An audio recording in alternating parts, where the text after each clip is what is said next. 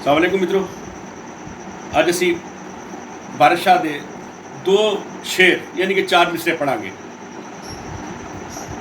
आंदे ने यारां नाल बहारां होंदियां ने, जिवें मियाँ मोहम्मद बख्श होरां भी कहा सी, यार मिलन दुख जान हज़ारां ते मैं शुक्र करां लख वारी, यारां बाज मुहम्मद बख्शा कौन करेगा मुखारी। ते पंजाबी शायरी जिहड़ी है यारियां नाल यारां नाल बहारां ते हक लुड़ी यारां दी, ते मैं चोर ठगां यार ठगां। पंजाबी शायरी में बादशाह ने जी हीर लिखी सी यारां वास्ते लिखी सी, तो बादशाह होरां आप आख्या सी यारां सानू आन सवाल किया किसा हीर का नवा बनाइए जी। तो बादशाह ने अपनी हीर दे विच एक थां ते यार का मतलब दस दिता। बादशाह होरां अपनी हीर में बड़ी सोहनी गल की एक थां ते कि भेत दसना मर्द का कम नहीं, मर्द सोई जो वेख दम घुट जाए, गल जी दे विच ही रहे खुफिया कौं वांग पजाल ना सुट जाए।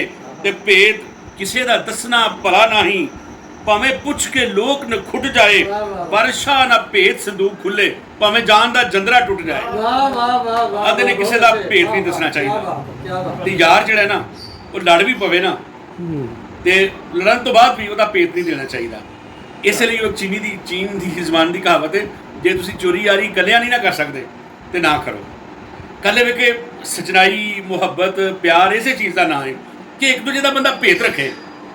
अगर जो भेत भी नहीं रखना, किसी के ऐप भी जाहिर करने ने तो यारी का दी।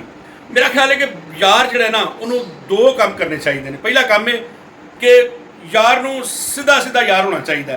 वो बंदे की कंड पिछे भी यार होवे, उसका कोई ऐप सुने कोई भैड़ सुने तो सीना ठोक के आखे नहीं वो ऐप नहीं हो सकता, या उसकी बदखोई करे हाँ यार वो इज्जत है, या तो वो कंड पिछे भी यार होवे ते सामने भी यार होवे। जे कंड पिछे यार नहीं तो फिर वो सामने भी यार नहीं, फिर वो मुनाफक है। बंदे के दो ही रूप ने मैं समझना वा, या वो सज्जन है तो या वो मुनाफक है। तो रब सोना मुनाफकों को बचाए तो यारां दे मत्थे लाए। तुहाडे यार जिउंदे रहन, यारियां सलामत रहन, खैर होवे।